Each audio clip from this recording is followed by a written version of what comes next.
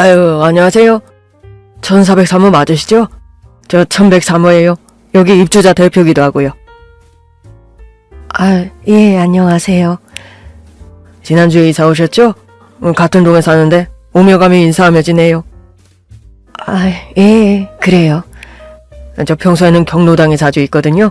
203동 앞에 있는 커뮤니티 센터 1층. 놀러 오세요. 재미난 프로그램도 참 많아요. 예, 그럴게요. 마트에서 돌아오는 길 생글생글한 웃음으로 인사하던 남자는 입주자 동대표였어요. 사실 전 그 동대표란 사람의 정체를 알고 있었습니다. 판사를 하다 유명 로펌 스카웃을 받고 꽤 유능한 변호사로 활동하던 사람이더라고요. 제가 아는 게 그뿐만은 아니었어요. 그래서 일부러 말을 거는 이유도 짐작이 됐어요. 집에 가니 그새 퇴근한 딸이 씻고 있었고 전 그 딸을 위해 저녁을 준비했죠. 이혼 후 사업을 시작한 딸을 위한 저녁을 마련하는 일은 제 저녁 일과 중 하나였습니다. 남들은 이혼한 딸 삼시세끼나 챙기고 산다고 흉을 보기도 해요. 하지만 저한테는 참 다행이고 감사한 일이었죠. 이혼 후 삶의 의욕을 완전히 잃은 채 폐인으로 지냈던 딸이 되살아난 후 가진 일상이었으니까요. 아까 엘리베이터에서 입주자 대표를 만났는데 말이야. 그 사람이 나보고 경로당에 놀러오라대. 그래? 그럼 한번 가봐. 어차피 엄마 종일 집에만 있잖아. 그게 난 그런 자리 어색해서 별로 안 좋아하기도 하고 괜히 불편하기도 하고. 그럼 안 가면 되잖아. 뭐가 문제야? 아, 근데 입주자 대표라는 사람이 굳이 그렇게 신경을 쓰는 것 같으니까. 마음 써주시는 게 감사하면 그럼 가. 경미, 너는 어떻게 생각하는데? 어떻게 생각하긴 뭘 어떻게 생각해. 엄마가 가고 싶으면 가는 거고 불편한 자리면 굳이 갈 필요 없는 거지. 그게 전부야? 하고 싶은 말이 뭔데? 아니지. 그냥 근데 경미야. 너 재혼 생각은 없어? 재혼? 아우, 됐어. 내 인생에 결혼은 딱 한 번뿐이야. 그리고 엄마도 다시 결혼할 생각하지 말고 지금처럼 살라며. 지금이 제일 좋아 보인다고. 그래, 맞지. 맞는데 그냥 너는 생각이 어떤가 하고 그냥 해본 소리야. 식겠다. 얼른 먹어. 너 좋아하는 고등어 김치찜 하려고 일부러 마트까지 가서 좋은 걸로 골라온 거야. 딸은 대수롭지 않게 제가 해준 음식을 맛있게 먹었습니다. 저는 밥을 먹으면서도 계속 딸의 의중을 살폈죠. 이유가 있었어요. 몇 주 전 딸이 어떤 남자의 차에서 내려 지난 포옹하는 모습을 봤거든요. 고약했던 이혼으로 다시는 남자 만날 생각이 없다고 했던 딸이라 적잖이 놀랐었습니다. 저는 다음날 입주자 대표가 말했던 그 경로당으로 갔어요. 딸 문제로 그 입주자 대표와 할 이야기가 있었거든요. 그런데 그곳에서 뜻밖의 사람을 만난 겁니다. 그곳은 외나무 다리도 아니었는데 원수를 만난 거예요. 사부인이 여기 어쩐 일이세요? 사부인은 무슨, 애들 남된 지가 언젠데 사부인이에요. 밖에서 만난다고 아는 체할 사이는 아닌 것 같은데요. 그냥 밖에 아니니 그렇죠. 사부인이 이 좋은 아파트에 무슨 수로 오셨대요. 우리 재성이야 능력이 되니까 왔다 치지만 우리 딸도 재성이 못지않게 능력이 있어요. 누구 잘못 만나 인생 망칠 뻔한 거 지금이라도 다행이죠 뭐. 지금 그건 아들이라고 하는 소립니까? 잘못 만났다뇨. 말이 참 이상하네요. 누가 누굴 잘못 만났다는 겁니까? 왜 그렇게 발끈하세요? 찔리시는 구석이 있나? 지금 그거 내 아들 보고 하는 소리 아니에요. 여자 하나 잘못 만나 이혼남 소리 듣게 된 우리 아들이 들으면 참 기가 차고 코가 막힐 말인데. 누가 재성이 두고 한 말입니까? 그쪽 보고 한 말이지. 뭐라고요? 경로당 입구에서 딱 마주쳐 생각지도 못하게 언성이 높아졌어요. 느닷없는 소란에 경로당 입구문이 열리더니 안에 있던 사람들이 저희를 내다보고 있었죠. 이러려고 한 건 아닌데 어떻게 또 그 양반을 여기서 만났나 싶어 기가 막히고 짜증이 밀려오더군요. 딸의 이혼에 90%의 지분이 있던 사람이 바로 전 안사돈이었거든요. 사위 처신도 마음에 들지 않긴 했지만 안사돈만 아니었어도 이혼까지 갈 일도 아니었어요. 애초에 안사돈 그 폐악질만 없었어도 잘 살던 두 사람이 남이 될 일이 아니었죠. 기가 막혀서.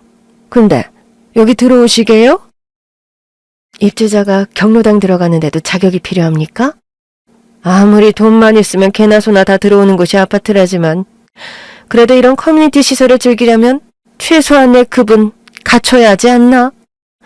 여기 시설 프로그램 상당히 머리가 필요한데 국졸 출신 전 사부인께서 감당 가능하시려나? 뭐라고요? 국졸? 어머, 제 말이 틀렸어요. 국민학교 졸업하고 남의 집 식무살이로 동생들 학교 보는 게 최대 자부심인 분 아닌가? 전부터 느꼈지만 그 여자는 정말 최악의 인간이었습니다. 어려운 집안 형편 때문에 학교도 제대로 못 다니고 집안을 건사해야 했던 제 과거를 비웃기 시작하더군요. 목소리는 또 기차와통을 삶아먹은 것처럼 얼마나 큰지요. 그 여자 때문에 입주 일주일 만에 사람들 입에 오르내릴 거 생각하니 얼굴이 화끈거렸죠. 제 과거가 부끄러운 건 아니었는데 느닷없는 말에 기가 막혀 말문이 턱 막히고 말았어요. 입만 벌리고 먹이를 받아먹는 금붕어처럼 입만 뻐끔거리고 있던 순간 갑자기 뒤에서 누군가 다가왔습니다. 오셨네. 어서 오세요. 추운데 들어가지 않고 뭐 하세요? 어머, 우리 회장님 오셨네. 회장님, 난 이건 좀 아니라고 봐요. 예? 입주자 대표가 모습을 드러내자 그 여자는 언제 그랬냐는 듯 아양을 떨며 교태 섞인 목소리로 성대를 갈아 끼우더군요. 그러면서 은근히 입주자 대표의 팔을 붙들고 그러는 겁니다. 아무리 돈이 좋다지만 여러 가지 프로그램도 있고 서로 간의 원활한 커뮤니케이션도 중요한 곳이잖아요. 그런데요? 그런데 수준이 안 되는 사람이 끼어들면 프로그램 진행에도 문제가 생기지 않겠어요? 왜 그런 말이 있잖아요. 미꾸라지 한 마리가 물 흐린다고. 지금 딱 우리 맑은 물에 미꾸라지가 들어오려고 하는 것 같은데. 그 여자는 이미 다 이긴 사람처럼 승리에 취한 얼굴로 저를 위아래로 훑어보았습니다. 말하는 본세를 보니 입주자 대표와 친분이 있던 모양이었어요. 기가 막혀서 어처구니 없는 얼굴로 쳐다보았죠. 그러자 입주자 대표가 저와 그 여자를 번갈아 보더니 갑자기 그 여자한테 그러더군요. 그럼 나가세요. 예? 미꾸라지 한 마리로 우리 아파트 커뮤니티에 물이 흐려지면 안 되죠. 나가시고 다시 오지 마세요. 입주자 대표는 은근슬쩍 잡힌 팔을 빼내고 저를 향해 몸을 틀었습니다. 회장님, 지금 뭐 하는 거예요? 그쪽이 아니라 나를 챙겨야죠, 나를.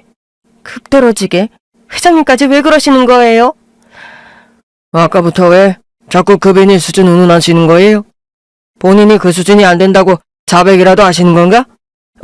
뭐라고요? 아니 지금 회장님이 이분이 어떤 분이신지 모르시면 입 다물고 가만히 계세요. 물 흐리지 말고. 안 그래도 양춘난 씨 다들 벼르고 있어요. 예? 아니 지금 이게 무슨... 입주자 대표의 불호령에 그 여자는 어쩔 줄을 모르더군요. 저 역시 그 사람의 의중을 어느 정도 이해는 하고 있었지만 그렇게까지 하는 데는 좀 놀랐습니다. 하지만 얼굴이 새빨개진 채 충격에 휩싸인 전 안싸놓은 얼굴을 보니 통쾌하더군요. 제가 앞으로 살면서 저 얼굴을 볼 날이 있을 거라곤 생각지도 못했거든요. 저는 젊어서 남편을 먼저 저 세상에 보냈습니다. 슬퍼할 겨를도 없었어요. 저만 보면 배고프다고 입 벌리고 있는 자식이 셋이나 됐거든요. 저렇게 예쁜 애들을 두고 왜 먼저 가버렸나 야속할 때가 한두 번이 아니었지만 원망할 새도 없었습니다.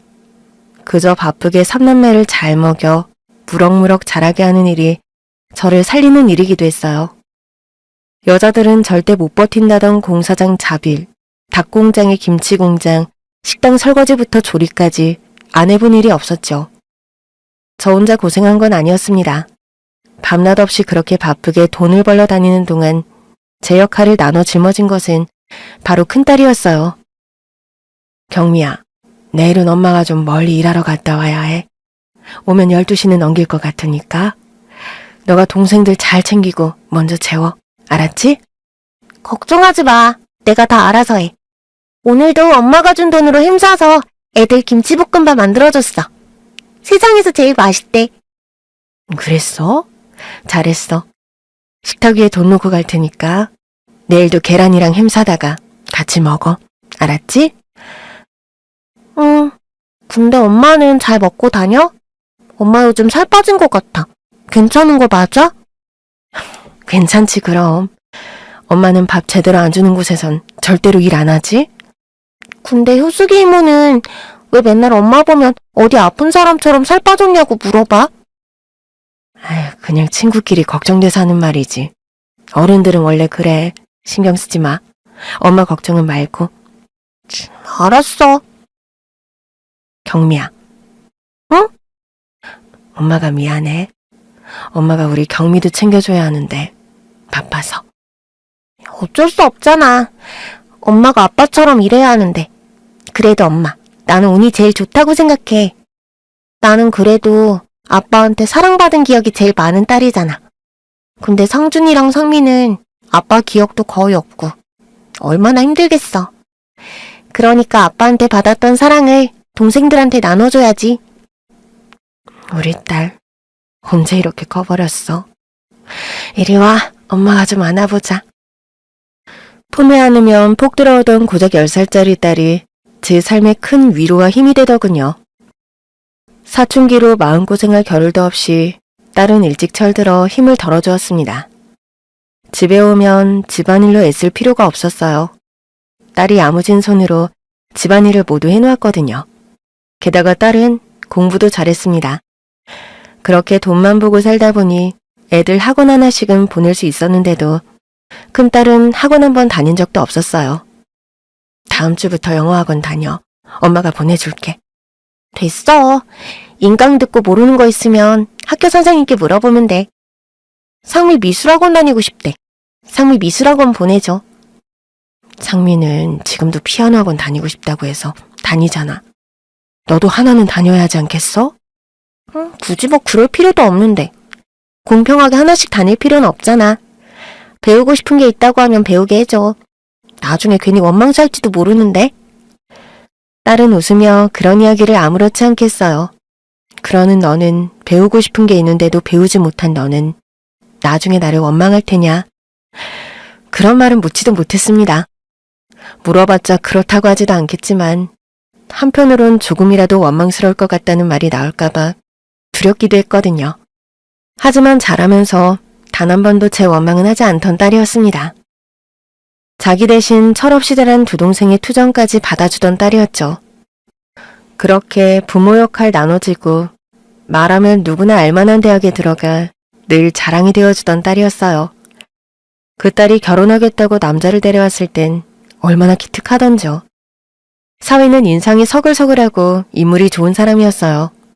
딸이 무슨 말을 하든 눈을 맞추며 들어주고 항상 웃는 얼굴을 보이는 게 마음에 들었습니다. 재성아, 우리 경미 정말 힘들게 자랐다. 내가 못나서 애를 귀하게 키우지 못했지만 마음만큼은 누구보다 더 귀하게 키운 딸이야. 그러니 우리 경미한테 잘해줘야 한다. 그렇지 않으면 내 가슴 찢어지게 아플 것 같아. 어머님, 걱정 마세요. 저 경미 정말 사랑합니다. 경미가 어떻게 자랐는지는 저도 잘 알고 있어요. 아버님 일찍 돌아가시고 어머님께서도 고생 많이 하셨다고 들었고요. 어머님께서 당부하시는 말 무슨 말인지 잘 알아요. 앞으로 여왕님 모시듯 귀하게 잘 살겠습니다. 어른 앞에서 긴장하고 떠는 법도 없이 말도 잘하는 걸 보니 믿음직스러웠습니다. 문제는 상견례에서부터 생겼었어요. 똑같이 자식 키우는 처지에서 제가 무슨 말 하려는지 경미 어머니도 아실 거예요. 이왕이면 다홍치말하고 결혼도 남들 보기 좋게 가능한 한 완벽하게 시키고 싶은 게 부모 마음 아닌가요? 벌써 아버지 없이 혼자 입장할 경미 생각하니까 남들 수군대는 소리가 귓전에 울리는 것 같아 불편하네요. 요즘엔 동시 입장도 많이들 한다고 해요. 이혼가정도 많다는데 그런 걸로 말 나오진 않을 거예요. 아유, 참 모르는 소리 하시네. 남들은 뭐가 됐든 씹어대기 바쁜 사람들이에요. 이혼에 따로 살아도 혼주 자리는 채우겠죠. 근데 경미는? 혼주석에도 경미 어머니 혼자 앉는 거 아니에요? 아파서 먼저 세상 뜬 사람 데려다 앉힐 수도 없고. 그럼 어떻게 하시길 바라나요?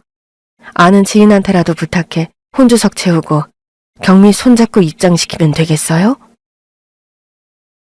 듣다 보니 참 기분이 나쁘더군요. 하지만 둘이 죽고 못 사는 사이인데다가 사위 하나는 괜찮다 싶어 꾹꾹 참다 한 말이었죠. 분위기가 이상해졌다는 걸 느꼈는지 바깥 사돈이 눈치를 살피며 안사돈 제지를 시켰습니다. 옆구리를 찌르긴 왜 찔러? 내가 못할 말 한 것도 아닌데. 경미 어머니, 서운하셨어요? 너무 서운해하지 마세요. 경미도 남동생 있다고 들었는데 아마 그때 되면 제 마음 아실 겁니다. 딸 시집 보내는 거랑 아들 장가 보내는 게 또 다르거든요. 에이, 이 사람이 그만하래도 애들 결혼시키러 나온 거지 파투 내러 나왔어? 불편한 식사 자리가 이어졌고 그 뒤는 뻔한 이야기가 오고 갔습니다. 결혼식은 언제쯤 하는 게 좋을지, 신혼집은 어디에 구하는 게 좋은지, 애들이 알아서 해도 될 일들이요. 그런데 안사돈은 사사건건 그런 이야기에 간섭하더라고요. 애들이 알아서 하게 내버려두면 어련히 알아서 할 텐데. 식은 봄을 넘기지 말아라. 신혼집은 자기 집이랑 가까운 곳으로 해라. 말이 많았죠. 다 참아주겠는데 결국 또 발끈하는 일이 있었습니다. 아참, 그리고 경미 너 시골리면 일 그만둘 거지? 나는 요즘 애들 맞벌이 한답시고 여자가 밖으로 놔두는 거 이해 못한다. 저 어머니, 재성 씨랑은 이야기 끝내긴 했는데요. 제가 예전부터 회사 그만두고 하고 싶은 일이 있었거든요. 그래서 결혼하면 그 일로 친구랑 같이 사업을 하게 될 것 같아요. 뭐? 예. 너 방금 내가 한 말 못 들었니? 회사고 사업이고 난 여자가 밖에 나돌아다니는 게 싫다니까. 엄마. 요즘 같은 시대에 어떻게 맞벌이를 안 하고 살아요? 엄마가 집 해주시고 애들 학비 다 만들어주실 거예요? 다 아껴서 살면 되는 거야. 요즘 애들 쓸데없이 욕심이 많아서 그렇게 벌면 뭐하니? 명품이니 사치품 쟁여놓기 바쁘고 여행 다니기 바쁘지. 그런 거 안 하면 혼자 벌어도 충분히 살아. 그럼 너 결혼해 밥도 제대로 못 얻어먹고 바쁘다는 핑계로 서로 집안일 미룰 거 아니야? 서로 할 수 있는 부분을 조율해서 사는 거죠. 그건 저희가 알아서 할 테니까 신경 쓰지 마세요. 아유, 정말 안 된대도. 안사돈은 벼랑간 쥐고 있던 숟가락을 던졌습니다. 밥상에 내던져진 숟가락이 튀어서 바깥사돈 무릎으로 떨어졌죠. 순식간에 얼음장이 되었고 저는 너무 당황스러워 빤히 쳐다보았어요. 그런데도 안사돈은 분이 안 가신다는 듯 씩씩대더군요. 내가 내 아들 밥 한 끼도 못 얻어먹고 다니라고 그렇게 귀하게 키운 줄 알아? 안재성, 너 말해봐. 내가 너보고 한 번이라도 밥상 차리게 한 적이 있어? 그거야. 부모님 밑에서 자라는 동안이랑은 이야기가 다르죠. 저도 한 가정의 가장이 되면 할 건 해야죠. 그러니까 왜 그걸 네가 하냐고! 결혼 없던 일로 하시죠. 결국 저는 참지 못하고 내지르고 말았습니다. 도저히 그런 집에 제 딸을 시집 보내고 싶지 않더라고요. 그러자 이번엔 안사돈이 황당해하며 입을 떡 벌리더군요. 피차 성에 안 차는 부분이 있는 것 같은데 벌써부터 이렇게 조율이 안 돼서 어떻게 살겠나요? 처음부터 없던 일로 하는 게 나을 것 같습니다. 지금 경미 어머니께서 이 결혼을 파토내시려는 거예요? 기가 막혀서 정말 모양새가 좀 그렇지 않나요? 파투를 내도 우리가 해야 맞는 거지. 지금 경미 어머니가 하실 말씀은 아닌 것 같은데요? 경미야, 뭐하니? 일어나지 않고 먼저 일어나 보겠습니다. 더는 대꾸할 필요도 느끼지 못했습니다. 그 길로 딸을 데리고 나오는데 심장이 어찌나 뛰던지요. 딸과 함께 택시 타고 오는데 딸이 슬며시 제 손을 잡더군요. 그제야 제가 멋대로 결혼에 찬물을 끼얹었다는 사실을 깨달았어요. 미안하다, 경미야.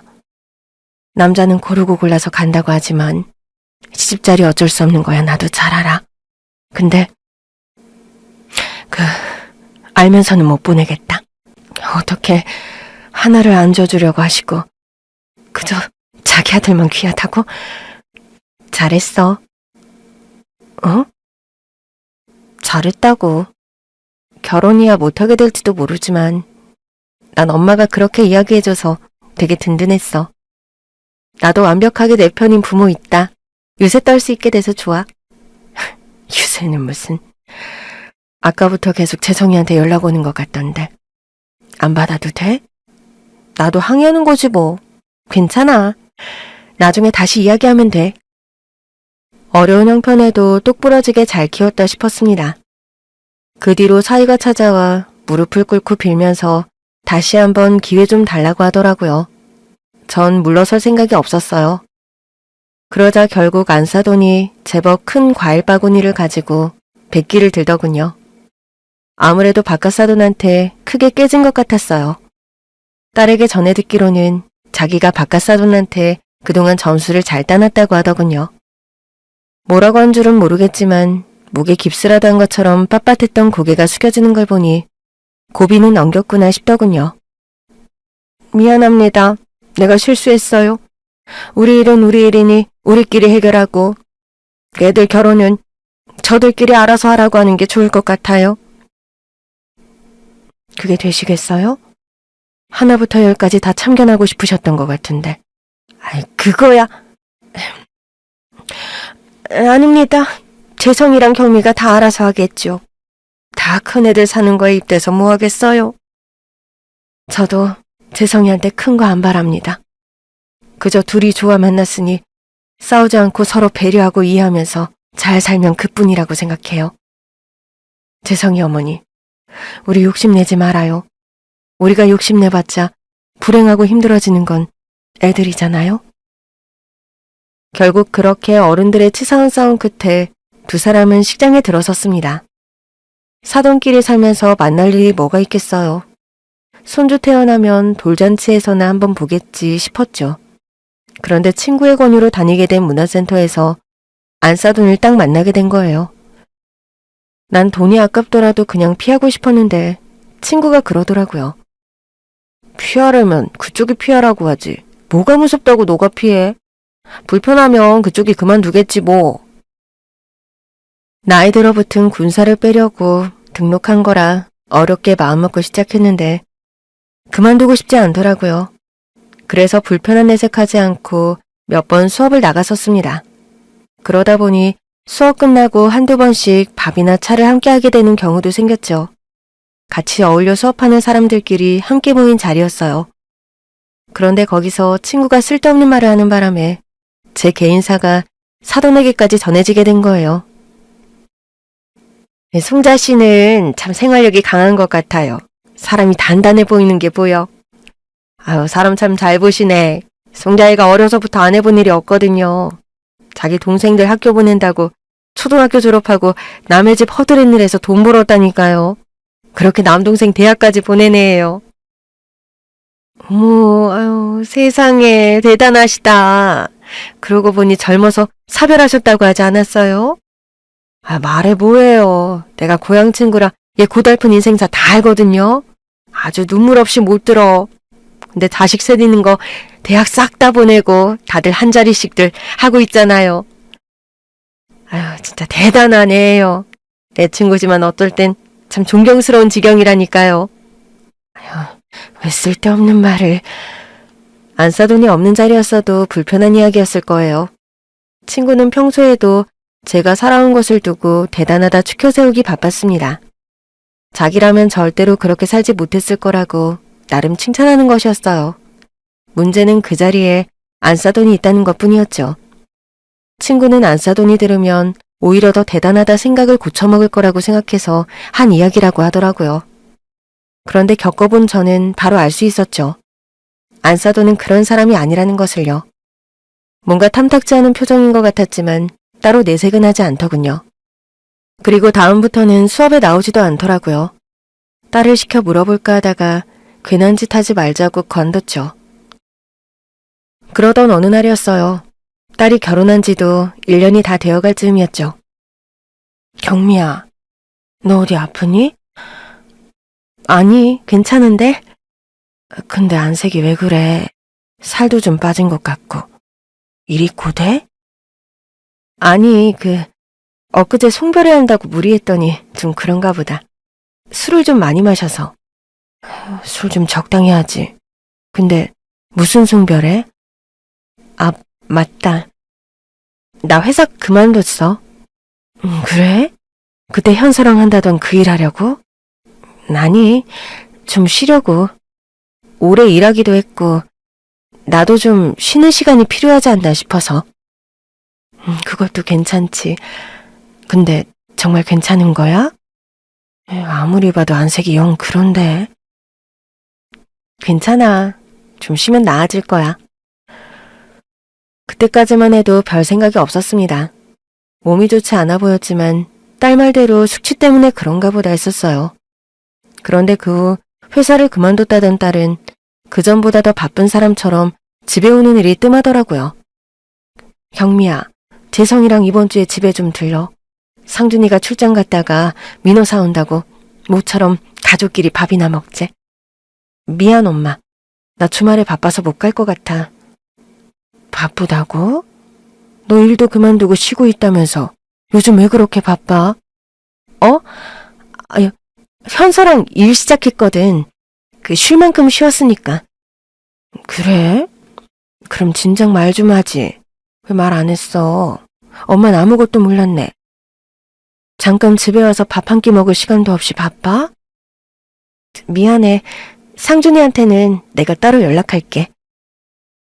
갑자기 잠깐 집에 들릴 새도 없이 바빠졌다고 해서 이상하다고 생각하긴 했습니다. 평소엔 별일 아닌 일로도 들렀다 10분만 있다 갈 때도 있고 결혼 초에는 갑자기 밥하기 귀찮아서 왔다며 사위와 저녁 먹으러 온 적도 몇 번 있거든요. 아들한테 그 이야기를 했더니 아들은 원래 사업이란 게 그런 거라고 하더군요. 시간이고 돈이고 몸을 갈아 넣어야 정착시켜 이어갈 수 있는 일이라고요. 안쓰러운 마음에 그냥 편하게 회사 다니며 월급 받지 싶은 마음이 들었지만 딸이 전부터 하고 싶은 일이라 말을 삼켰어요. 그러다 너무 고생하는 것 같아 반찬이라도 따로 해서 줘야겠다 싶었죠. 장조림, 게장, 김치, 멸치볶음 등 반찬통을 여러 개 채워 딸에게 전화했습니다. 그런데도 딸도 사위도 전화를 안 받는 거예요. 그렇다고 무턱대고 딸 집에 가는 건 좀 아닌 것 같아 딸과 동업한다는 딸 친구에게 연락했죠. 딸 친구는 중학교 때부터 어울려 다니던 애라 저도 잘 알았거든요. 여보세요? 현순이? 나 경미 엄마야. 어머 어머니 어쩐 일이세요 갑자기? 잘 지내지? 아니 경미한테 반찬 좀 해다 주려고 그러는데 경미가 전화를 안 받네? 혹시 경미 옆에 있니? 네? 경미를 왜... 어머니, 혹시 경미가 저랑 있다고 했나요? 아니 그런 건 아닌데 그래도 같이 일하고 있으면 같이 있지 않을까 싶어서. 같이 일을 한다고요? 어머니, 저 잠시만요. 저 다시 연락드려도 될까요? 잠깐만 현서야. 너 경미랑 같이 일하고 있는 거 아니야? 당연스레 묻는 말에 딸 친구는 크게 당황하는 게 느껴졌어요. 뭔가 이상하다는 생각이 강하게 들었을 때 친구가 어쩔 수 없다는 듯 체념하며 입을 열더군요. 어머니, 저 경미랑 연락 안 된 지 좀 됐어요. 요즘 연락하면 바쁘다고 메시지도 한참 있다 보내고 전 회사 일이 바빠서 그런 줄 알았는데 경미가 어머니께 저랑 같이 일을 하고 있다고 했더니 저도 이게 무슨 말인지 알아봐야 할 것 같아서요. 아니, 그게 무슨 말이야? 그럼 경미가 너랑 같이 일하고 있는 게 아니라는 거야? 네, 저 혼자 하고 있어요. 경미는 일 때문에 당분간 회사 그만두기 힘들다고 해서. 분명히 현서 너랑 일 시작한다고 했는데. 그럼 일도 그만둔 애가 뭐 때문에 바빠서 연락도 안 하고. 그때부터였어요. 불길한 기운에 심장이 마구 뛰며 정신은 깊은 절벽 아래로 곤두박질 치는 것만 같았죠. 그래서 무턱대고 반찬을 이고지고 딸 집으로 향했습니다. 밑에서 아무리 초인종을 눌러도 응답이 없더라고요. 마침 1층 현관을 들어가는 입주민 도움으로 집까지 찾아갔습니다. 경미야, 엄마야, 안에 있니? 문을 두드리며 한참을 불렀지만 답이 없는 거예요. 불안하고 초조한 마음이 더 커졌고 그때부터 딸이고 사위고 전화기에 불이 나도록 했죠. 그러자 몇 분 뒤 사위에게 연락이 오더군요. 장모님, 무슨 일 있으세요? 회의하느라 못 들었어요. 재성아, 경미한테 무슨 일 있니? 네? 갑자기 그게 무슨 말씀이세요? 경미, 나한테 일 그만두고 현서랑 일 시작했다고 했다. 근데 현서는 그런 적이 없대. 근데 애가 연락도 안 되고 집에도 없는 것 같아. 아, 어머니, 지금 저희 집에 오셨어요? 그래. 근데 경미 애가 전화도 안 받고, 아휴, 이거 무슨 일 난 거 아니니? 나 가슴이 뛰어서 미치겠다. 아, 맞다. 경미가 회사 동료랑 마사지 받으러 간다고 했었거든요. 그래서 못 봤나 봐요. 휴대폰을 사물함에 넣어놨거나. 마사지? 경미 걔는 그런 거 별로 안 좋아하는데. 다른 사람이 자기 몸에 손대는 거 싫다고. 그렇죠. 근데 아는 동료가 지인이 개업한 마사지샵 회원권을 나눠 쓰자고 했나 보더라고요. 부탁하니까 한두 번만 갔다 온다고 했는데 그게 오늘이었네요. 너무 걱정하지 마세요. 아마 끝나고 나오면 바로 연락드릴 거예요. 그게 정말이야? 안심하고 가도 되는 거지? 그럼요. 무슨 일이 있겠어요. 사위는 별일 아니라는 듯이 너털 웃음을 내뱉었습니다. 사위가 아무렇지 않게 대답하니 무안하기도 하고 한편으론 다행이다 싶었죠. 그런데 이상하게 불안증이 사라지지 않더군요. 딸한테 마사지 끝나고 나오면 연락해라는 문자 한 통 남겨놓고 연락 올 때까지 초조하게 기다렸어요.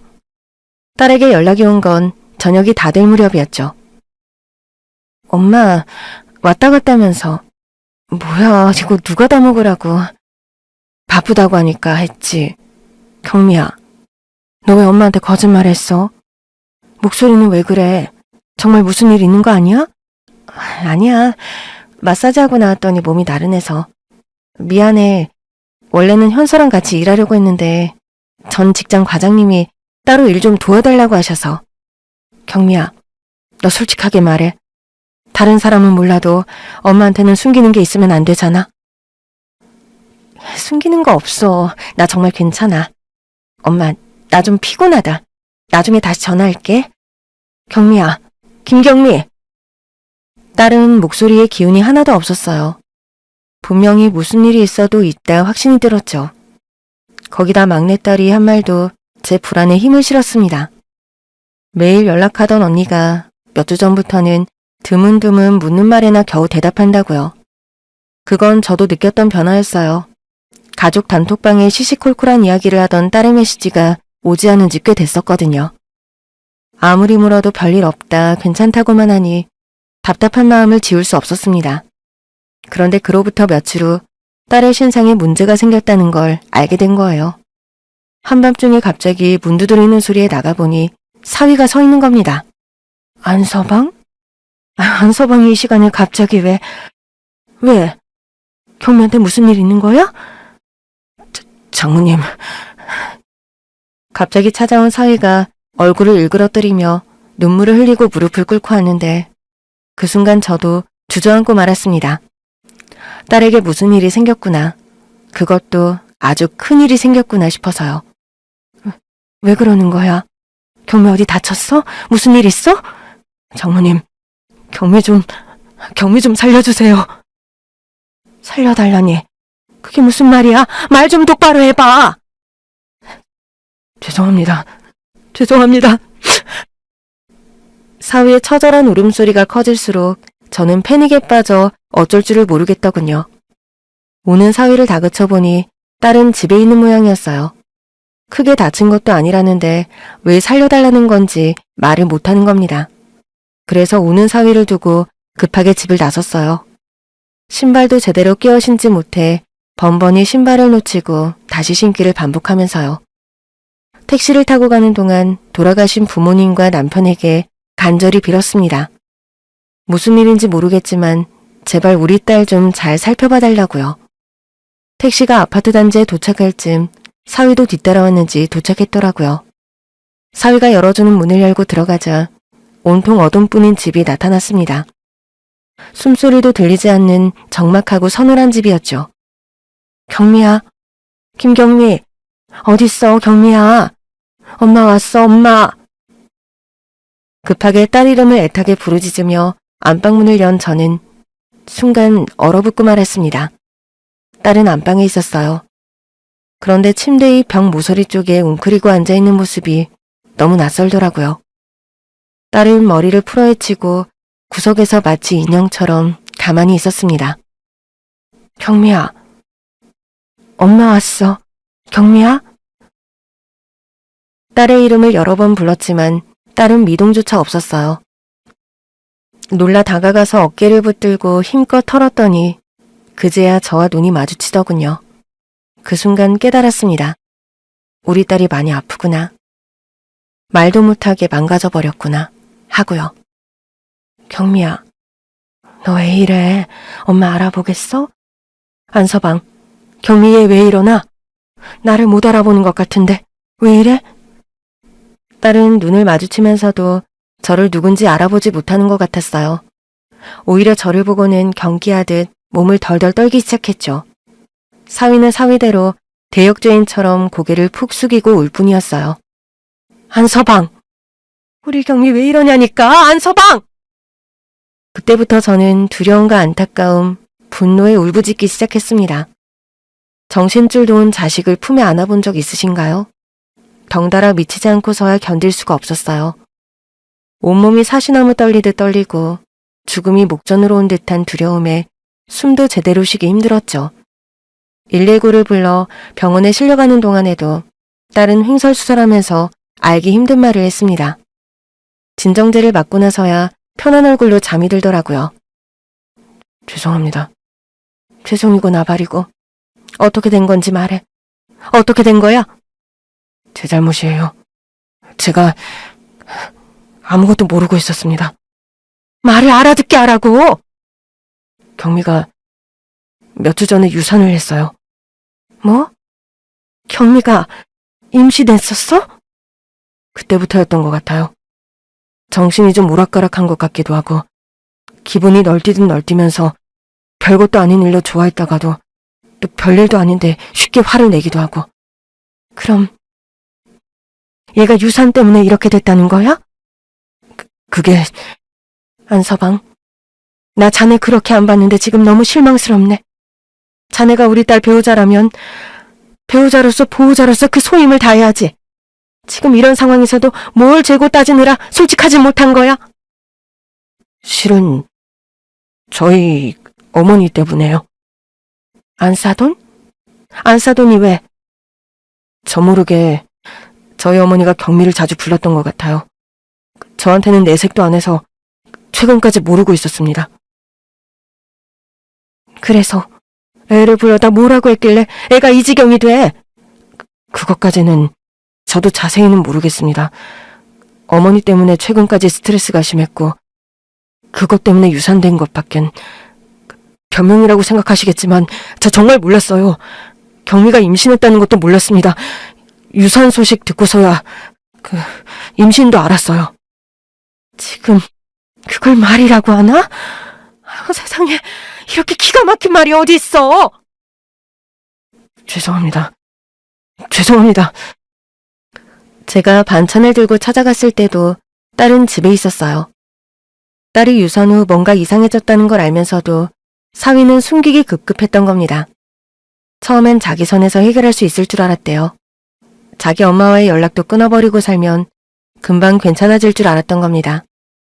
하지만 거의 1년에 걸쳐 지속해서 정신적 괴롭힘을 당하고 있었던 딸은 고작 그런 걸로 나아지지 않았던 거예요. 씻지도 않고 먹지도 않고 방에 불도 켜지 못하게 하며 종일 집에만 있었답니다. 울면서 빌어도 보고 사정도 해보고 화도 내봤지만 달라지는 게 없었대요. 이러다 죽겠다, 큰일 났다. 그제야 놀라 집에서 절 찾아온 것이었죠. 전 그 길로 안사돈 집으로 찾아갔습니다.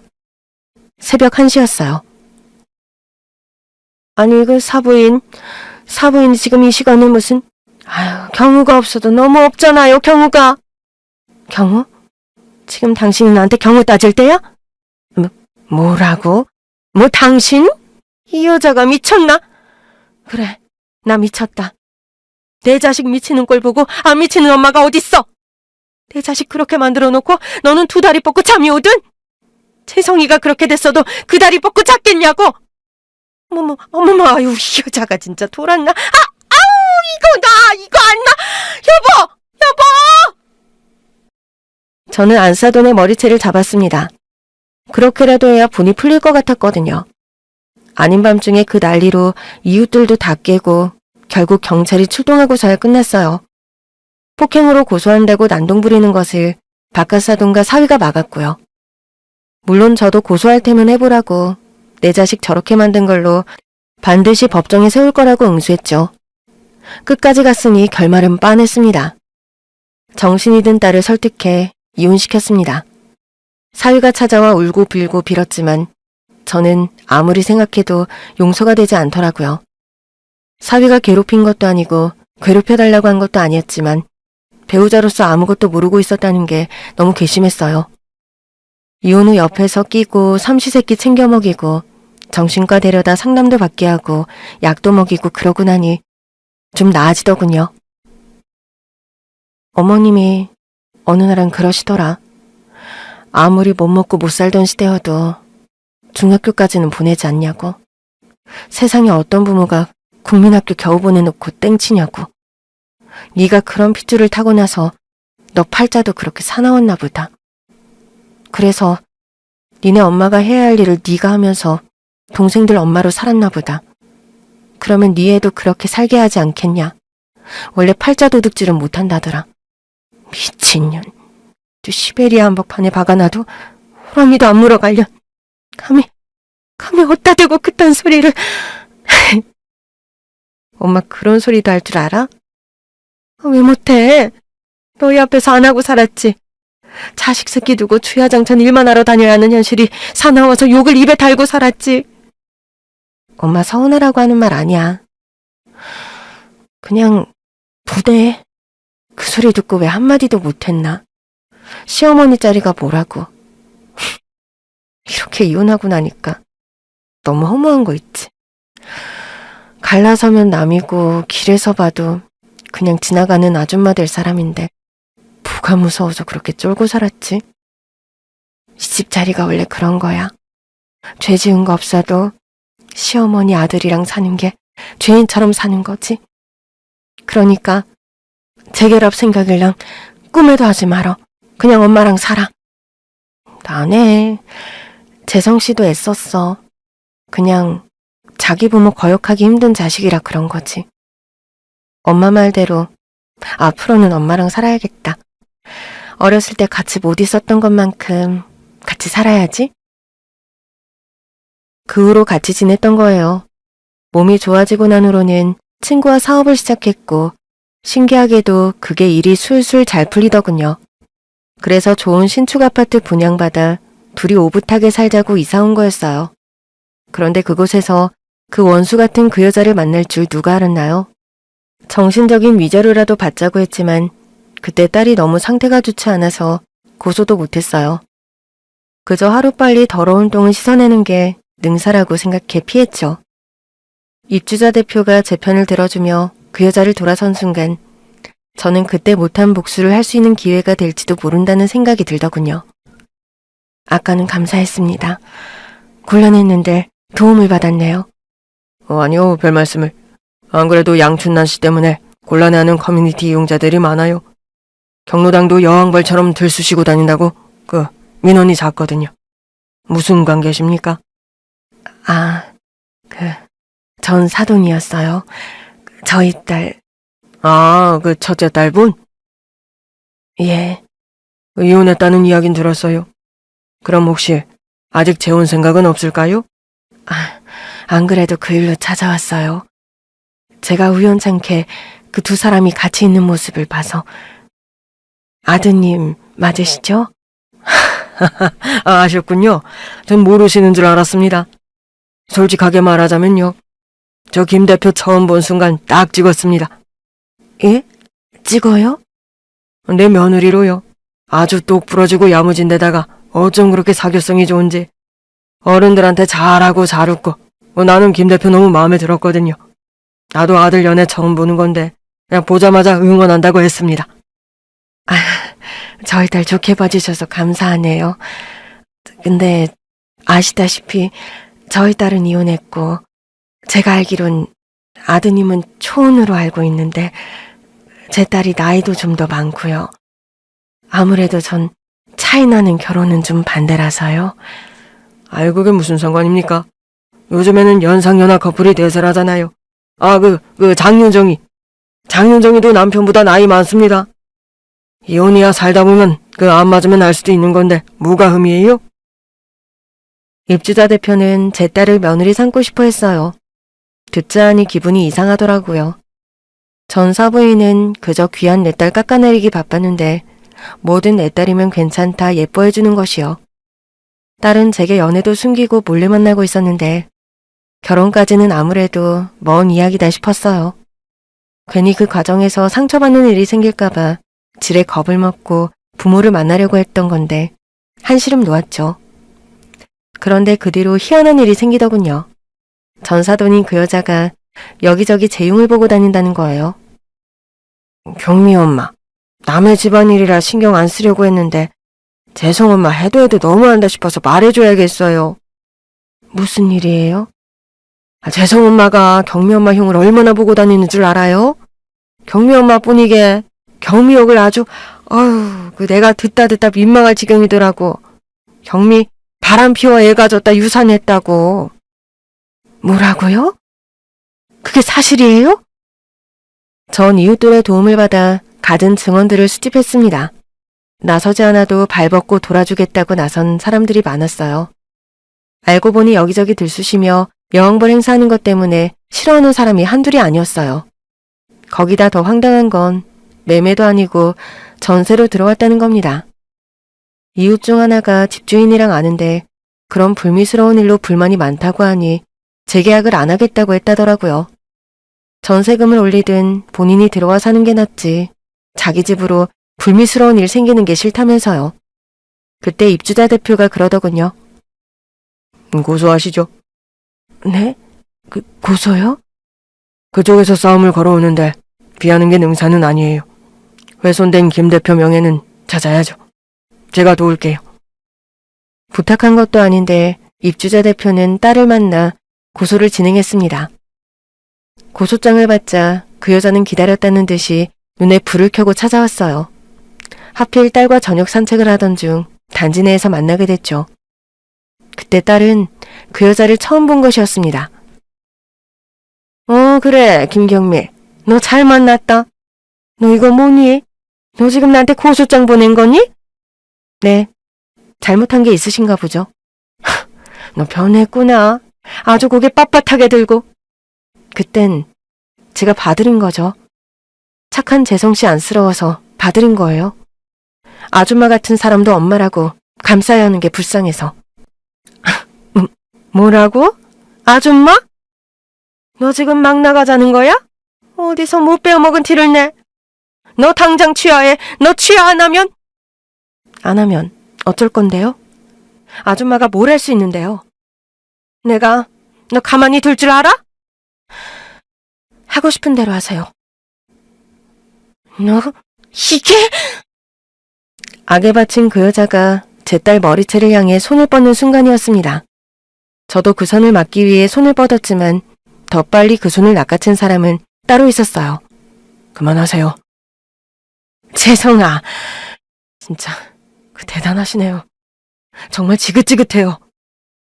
너 얘 하는 소리 들었으면 그런 말 못한다. 경미애가 나한테 뭐라고 한 줄 알아? 그런 소리 들을만 했으니까 했겠죠? 대체 언제까지 저를 부끄럽게 만드실 거예요?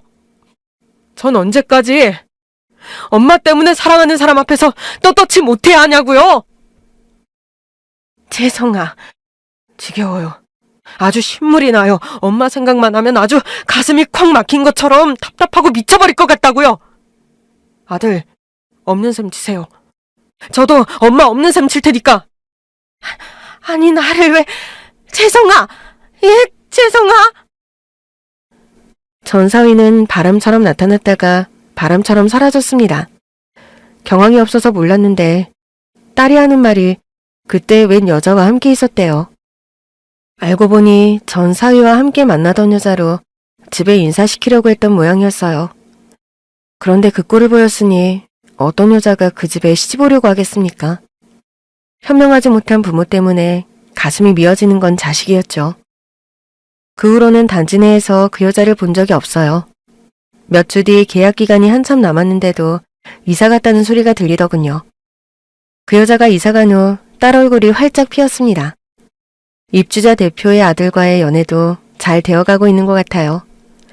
그래서인지 입주자 대표는 지금도 저를 볼 때마다 귀빈맞이하듯 환영해줍니다. 일련의 사건과 입주자 대표 덕분에 경로당이며 아파트 커뮤니티 시설에도 사람들과 어울리기 쉬워졌어요. 그러다 며칠 전 이야기예요. 엄마, 나 재성씨 어머니 고소 취하했어. 왜? 끝까지 가서 혼쭐을 내줘야지 그 여자. 그러려고 했는데 아버님께 연락이 왔었어. 바깥 사돈이? 그래서 미안하다고 봉투 주시더라. 그게 위로가 되진 않겠지만 전부터 마음에 걸렸었다고. 보니까 5천만 원이야.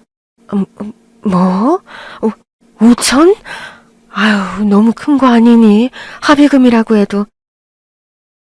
합의금, 위로금, 어떻게 생각해도 좋은데. 거기까지 자기 책임이라고 생각할 때니 재성씨 봐서라도 한 번만 그냥 넘어가 달라고 하시더라고.